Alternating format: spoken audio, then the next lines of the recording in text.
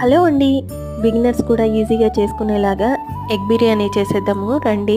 ముందైతే ఎగ్స్‌ని బాయిల్ చేసుకోవాలి. బాయిల్ అయిన ఎగ్స్‌ని పీల్ చేసేసుకొని ఆయిల్‌లో ఉప్పు, కారం, పసుపు, ధనియాల పొడి వేసేసుకొని మంచిగా బాగా ఎర్రగా వేయించేసుకొని పక్కన పెట్టేసుకోవాలి.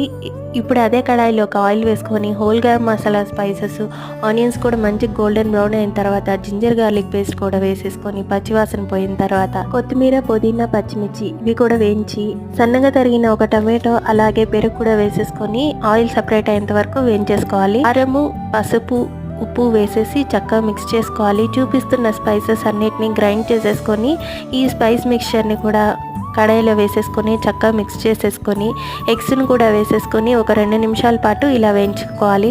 వేయించిన తర్వాత నానబెట్టుకున్న ఒక 2 గ్లాసుల రైస్కి ఒక 3 గ్లాసులు వాటర్ యాడ్ చేసేసుకొని లాస్ట్లో నిమ్మరసం పిండేసి ఒక 15 నిమిషాల పాటు పెట్టి ఉడికిస్తే ఎగ్ బిర్యానీ రెడీ.